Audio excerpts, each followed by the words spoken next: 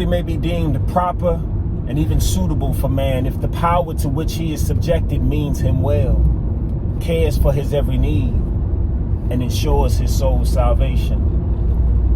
If the latter is left undone, that man ought to run until he finds such a master, black and blue. Two colors to which this man could identify, his flesh often bruised.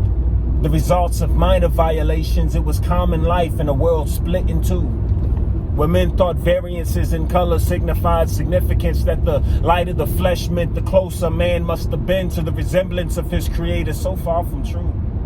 But this is the idea men lived by, and here we find a man who pitifully found himself unwillfully subjected to the reign of a cruel master. What was he to do?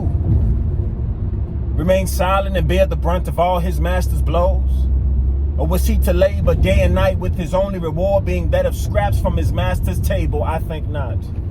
And more than the cruelty, it was the overall reality of a miserable life that drove him to wander of distant places, places far beyond the drudgery of life. On the plantation with patience he waited for his opportunity at freedom, and resolved within his own mind that if one such opportunity never came, he would create one and run. Free within the chambers of his mind, his gripe with life did end. He was no longer a slave to men. The fact is who you yield to when your mind is your master.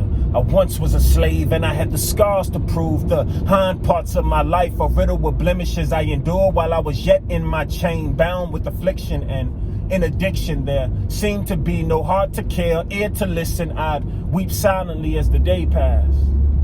For then the sun was dim, my life subjected to the overcast of perpetual sin, my raiment drab and worn. I was draped in shame, for I knew my sin just as I knew my name. I was acquainted with my offenses, I was familiar with my folly, melded to my madness, and I had not the courage to be free. I had become a comfortable slave indeed. And as the dog returns to his vomit, so I saw not reason to let my sin go to waste.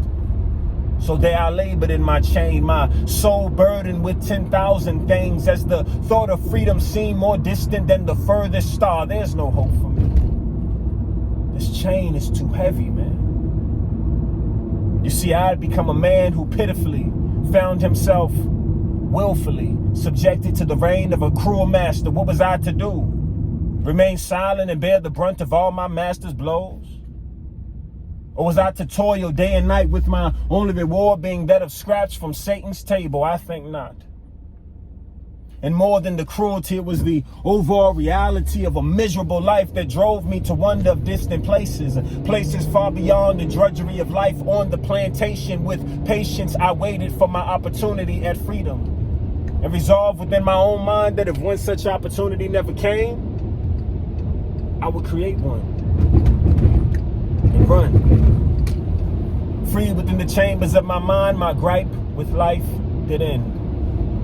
I am no longer a slave to sin. Tried and true. Two words to which this man can testify. My soul now clean and loose. The result of putting my trust in Christ, the one who means me well, cares for my every need, and ensures my soul's salvation. He is the master that puts to shame all others, a master that demands no labor as justification for privilege, but by his own name I find pleasures forevermore. Such a good master.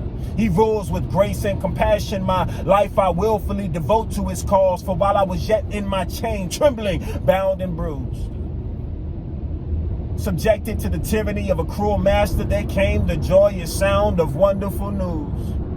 His gospel reached my ears, and it was as if 10,000 burdens took wings and lifted. And along with this liberty came the conviction to carry out his mission, a conscious decision that was hinged upon one condition: